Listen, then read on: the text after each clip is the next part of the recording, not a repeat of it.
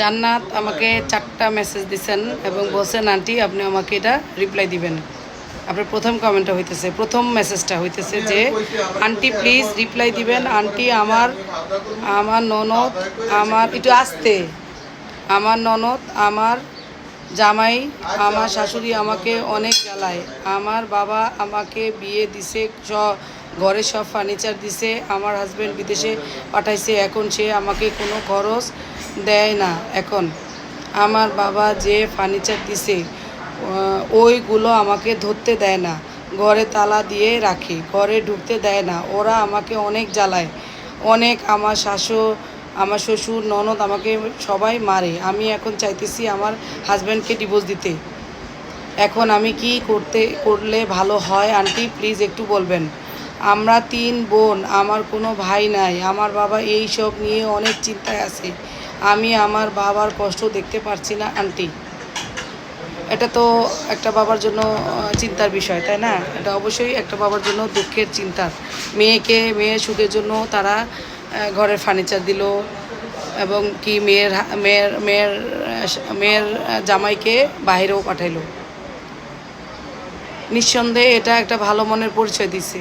এগুলা কেন করছে? মেয়ের সুখের জন্য, তাই না? কিন্তু যেখানে বিয়ে দিল সেই জায়গাটা দেখে শুনে দিতে পারে নাই। তাদের আগে খোঁজখবর নেওয়া উচিত ছিল যে যেই বাসায় এত কিছু দিয়ে আমি আমার মেয়েটাকে বিয়ে দিচ্ছি তারা কেমন। আগের আমলের মানুষ কিন্তু অনেক খোঁজখবর নিয়ে বিয়ে শাদি দিত। এখন কিন্তু আমরা সেটা দেই না, বাহ্যিক চাকচিক্য দেখেই আমরা দিয়ে দিই যে হয়তো এটা ভালো। যাই হোক, তারা ঘোর অন্যায় করছে, এদেরকে ছাড় দেওয়া উচিত না। আগের প্রথমে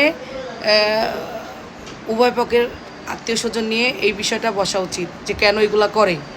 হ্যাঁ, যদি এতে তাতেও সমাধান না হয় সেক্ষেত্রে তো অবশ্যই আইনে যাইতে হবে। হাজব্যান্ডের সাথে এগুলো বলা হোক, গার্জিয়ান মিলে, ওই তোমার হাজব্যান্ড মিলে, তোমার বাড়ির আত্মীয় স্বজন ওদের বাড়ির আত্মীয় সবাই মিলে একটা বৈঠক বসানো হোক যে এটা কী করা যায়।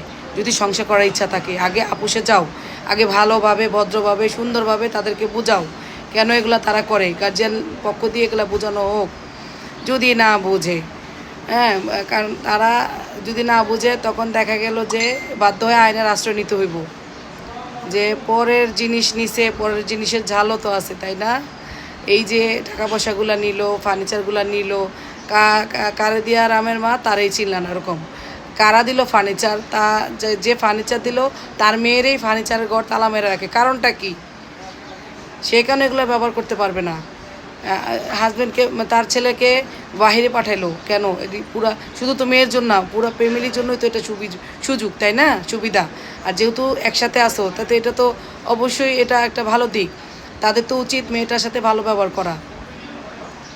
তারা যদি এভাবে নর্মালি সুন্দরভাবে না বুঝে, আপোষে আগে বোঝানোর চেষ্টা করো, না বুঝে সেক্ষেত্রে আইনে যাও, সবগুলোর বিরুদ্ধে মামলা করো, এমনিই সব ঠিক হয়ে যাবো। হয় সংসার টিকবো নয় যাইবো। দরকার নাই এত সুন্দর সঙ্গে। যদি বৈঠক বসার পরও যদি তারা ভালো না হয় মামলায় যাও, মামলায় গেলে হয়তো ভালো হবে। যদি তাতেও ভালো না হয় তাতে কিছু করার নেই, শক্তভাবে মামলা চালায় যাইবা। ধন্যবাদ।